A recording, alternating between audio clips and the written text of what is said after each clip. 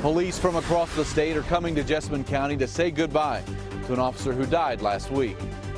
How much is it going to cost you to see UK play in Louisville? A pretty penny. And if you don't know where to go to look for real tickets, it could cost you even more. And as basketball fans plan to head to Louisville, they could find themselves dealing with high water. We'll show you the problems flooding is causing ahead of the tournament. Tracking, alerting, protecting. This is WKYT News at 5. A sad day for many people as final goodbyes have started for a police officer killed in the line of duty. Nicholasville police officer Burke Rhodes died in a car crash while on his way to training last Wednesday. His visitation is underway right now in Jessamine County. WKYT's Victor Puente shows us how Rhodes is being honored in our top story at 5. The evening visitation for Officer Burke Rhodes started a few hours ago. Hundreds of emergency vehicles have filled this parking lot. People have come from across the state to pay their respects. The first visitation for Nicholasville police officer Burke Rhodes started at 10 this morning. It ran until 1 o'clock. The second visitation started at 3 and goes until 8. Officer Rhodes was killed Wednesday in a crash on US 27 near the Garrett-Jessamine line. The 35-year-old was on his way to Richmond for training. One of his fellow officers told me that during the break between services today, Rhodes' children went to a horse farm to play with some newborn foals as a way to take a break from everything happening here. A sergeant told me he served on the honor guard with Rhodes and said today is a celebration of his life. You know, this has absolutely nothing to do with how Burke Rhodes died. It's how he lived that made this so easy to do for him, because he would expect none of this and he would probably be embarrassed by some of it. But this is how we mourn. This is how we say goodbye. Rhodes' funeral is tomorrow at noon. Following that service, he'll be taken from here to Camp Nelson National Cemetery, where he'll be buried. In Jessamine County, Victor Puente, WKYT. The Jessamine County Sheriff's Office and State Police are helping Nicholasville Police answer calls during Officer Rhodes' services. Tomorrow's funeral for Officer Rhodes will affect traffic in Lexington. Lexington Police plan to close Nicholasville Road near Man o' War during the procession taking Officer Rhodes from the church to Camp Nelson. They say outbound traffic from Nicholasville Road will be diverted west towards Harrodsburg Road or east toward Tates Creek Road. It's expected to last from 1:30 until about 2:15. It has been a gorgeous start to our work week, but we have clouds and cooler temperatures moving in later this week. WKYT meteorologist Jim Caldwell's here with an early check of that forecast. Hi, Jim. And we're off and running here to this week. It is super nice out there with temperatures coming in all over the place in the mid and upper 70s. That's right, 70s showing up all over Kentucky. Right now, we look at 4 different locations: Richmond, Frankfort, Lexington, and Jackson. Jackson's temperature right now at 78 degrees. Their records go back to the early 1980s, but they are trying their best to threaten a record by hitting that 78-degree mark. That is a lot of warmth showing up there for those folks. We all are starting to see more clouds, and any frame you see here, all of us seeing a little more cloudiness trying to drift in because we have a system that's going to be moving toward us over the next couple of days. And the clouds have already arrived, and you see that. All these showers that we're tracking well off to our north, that's part of our next system. It's a frontal boundary that will start to sweep in during the nighttime and especially tomorrow. Right now, we're on the nice end of all of this, where we're getting that southerly wind that's delivering 75 plus in many cases out there. But it will not last. Much cooler air will be coming our way, and I will track it hour by hour coming up for you. Thank you, Jim. If you don't have a ticket yet to watch the Cats make their debut this season in the NCAA tournament in Louisville later this week, well, good luck trying to find one. Yeah, demand for a ticket to make it into the KFC Yum Center is high, and the Better Business Bureau says so is the chance of scam artists preying on fans. WKYT's Kristen Kennedy is live at Memorial Coliseum with a look at prices and how to find a ticket that isn't fake. Hi, Kristen. Amber, hello. The ticket office is open now if you were one of those lucky students who were able to receive a ticket through UK student allotment. You can pick it up at this time. For those individuals who weren't able to get them, you do need to be wary of fake tickets. numbers here. Aaron Harrison. Sometimes the bigger the game, the more scams you'll see. The Better Business Bureau worries some fans will see a price attached to seats for UK's game in Louisville that seem too good to be true, and they'll lose their money and a seat. It can be greatly disappointing to be all geared up to go and find out that the tickets you have purchased are fake, or to not get any at all if you've purchased them from a fraudulent source. Heather Clary with the BBB recommends fans make sure they're buying off reputable sites. We urge people to check out any of the resale sites that are out there, your StubHub, places like that. Some of those sites do have fan guarantees that the tickets you receive will be the real deal. We found single tickets Monday afternoon on NCAA's ticket exchange site going anywhere from $100 to $300 a seat. University leaders know the price won't stop fans. Just like in Nashville, many may flock to Louisville to cheer on the Cats regardless of having tickets to see them in person. You know, if you were in Nashville over the last 4 days, it was unbelievable. I mean, and it was like NASCAR trying to get back home last night. You know, it was 65 was amazing. It was jam-packed, and it was 15,000 people within the arena down in Nashville, and there was another 20,000 people outside. Harrison here, we did check the official site that's selling those tickets. Now, if you want to go to the first session, the one that does not involve UK playing at the Yum Center, those tickets start at about $50 and go up. Of course, if you want to see UK play, those tickets start at more than double that amount. We are live on campus. Kristen Kennedy, WKYT.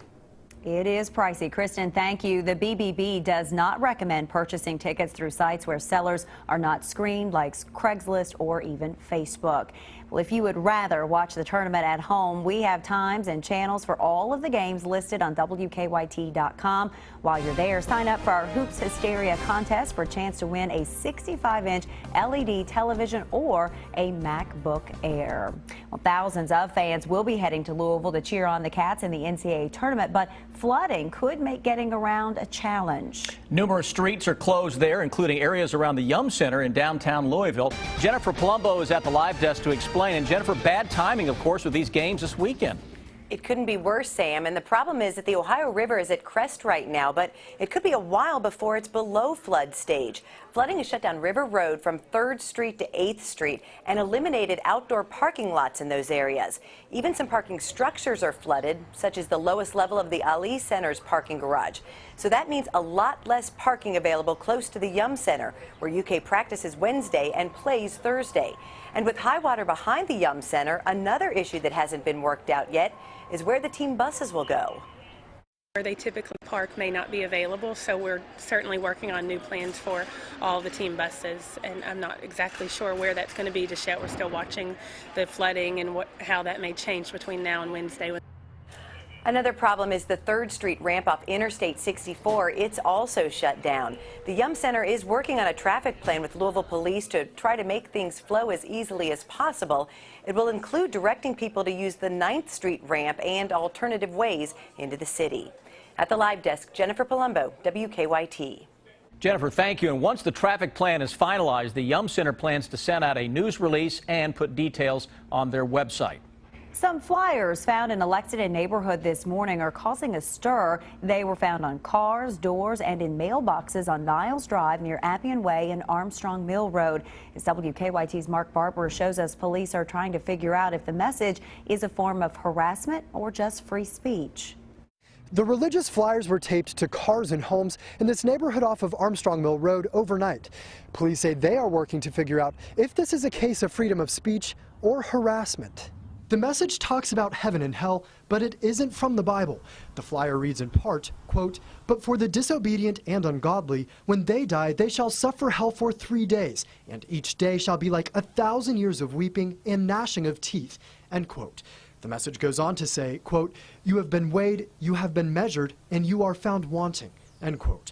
Investigators say they are still trying to figure out who left the flyers. We had several people come and wanted to discuss with us, you know, like to be saved. And we said we weren't interested. We have our own denomination and we're very happy with it. And this is what I woke up to. Pastor Patricia Kennedy says she also found a flyer posted on her home. you want to do it door to door or talking to the people, you don't come in the middle of the night and post those on people's doors. God wants us to be wise. So we have to be wise in what we do, even in ministry. Pastor Kennedy says she believes there is a heaven and a hell.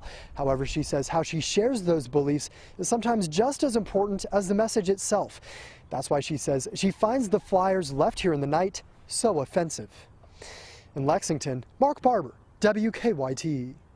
Officers tell us the case would cross from freedom of speech to harassment if specific threats were made. Police arrested a Jessamine County man for pretending to be an officer, and that begins our county-by-county coverage here at 5. State police say Daryl Smith used a blue light on his car to try and pull people over in both Lancaster and Nicholasville. He is charged with impersonating a peace officer, wanton endangerment, and harassment. The legal fight continues over a proposed Grant County amusement park. The group behind the Noah's Ark themed park wants a federal judge to force the state to allow them back in the sales tax rebate program. Answers in Genesis is currently in the process of suing the state over a lost tax incentive. And the group says their application should be treated the same as a non-religious applicant. State officials have not yet commented. Doctors have downgraded the condition of an American healthcare worker with Ebola. That patient has gone from serious to critical condition at the hospital, National Institutes of Health Hospital near Washington, D.C. The person contracted the virus while working with Ebola patients in Sierra Leone and was flown back to the U.S. early Friday morning. Secretary of State John Kerry resumed diplomatic efforts with Iran today. At stake, a deal to stop that country's development of nuclear weapons. Mark Albert has more from Washington. U.S. Secretary of State John Kerry spent nearly 5 hours with Iran's foreign minister in Lausanne, Switzerland Monday, working to hash out a nuclear deal. Kerry told CBS News the main obstacle blocking a long-sought agreement is ensuring UN inspectors have unfettered access to all of Iran's nuclear facilities. They have an interest to live up to this agreement, because if they don't, sanctions will come back or possibly worse. We have an interest to live up to it because we want to be able to prove that it's peaceful. Monday, the Iranian delegation did bring up the letter signed by 47 Republican senators, which warned any agreement could expire when President Obama leaves office unless Congress approves it. We can't have a situation where you have some people in the Congress backseat driving. Anthony Cordesman worked at the U.S. Embassy in Iran. He says an agreement is critical to U.S. security and believes its ultimate success won't be decided on Capitol Hill. It's the first year and the year after that, and every year for as long as the agreement lasts, that's going to be the test of its validity. The deadline for the talks is the end of the month. Mark Albert for CBS News, Washington.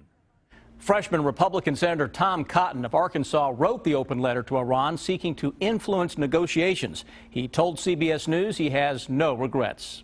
A notorious millionaire waived his extradition murder case. Robert Durst is charged with killing his friend in Los Angeles years ago. Police in New Orleans arrested him the day before the final installment of an HBO documentary about his life. In the episode, he appears to confess to the murders of his first wife, the friend, and a neighbor. His extradition may be delayed because he's facing charges in New Orleans. Help is starting to arrive for people who lost everything in a massive cyclone. The storm flattened the South Pacific island of Vanuatu over the weekend. At least 6 people died in the disaster. Officials estimate the cyclone wiped out about 90% of the buildings in the capital alone. It is time now for Better Living, health, education, and consumer news that impacts your life. A group of doctors is recommending changes about who is screened for cardiac disease. Adriana Diaz shows us why the group says not everyone should be tested. EKGs are some of the most commonly performed tests in the U.S., but the American College of Physicians says they're probably not necessary if you're at low risk for heart disease. The tests are unlikely to tell us the truth about their hearts. They're safe, but they're expensive, and there's no value in their use. Resting EKGs use pads on the chest to test the heart's electrical activity. And stress tests are done while a patient exercises. Dr. Kurt Garrett of Lenox Hill Hospital says these tests can expose patients to radiation, trigger a bad reaction or problems during exercise. One of the hazards of routine screening, including stress tests, is that funny-looking findings might lead to more procedures. The American College of Physicians is encouraging doctors to focus on risk factors a patient can change, including smoking, diabetes, and obesity. Adriana Diaz, CBS News. Ads promoting smoking have been banned for decades, but a new study finds ads for electronic cigarettes still make people want to smoke. Researchers had people watch e-cigarette ads and then asked them about their smoking urges and behaviors. They found the ads created cravings for a real cigarette. They also found former smokers who watched the ads had less confidence they could permanently overcome their tobacco habit. Well, tomorrow is St. Patrick's Day, and 127 million Americans plan to celebrate. The National Retail Federation says people plan to spend nearly $5 billion. That's slightly lower than last year's total. People ages 25 to 34 will be the biggest spenders, shelling out about $42 tomorrow. Experts think the tough winter might be to blame for the drop in spending.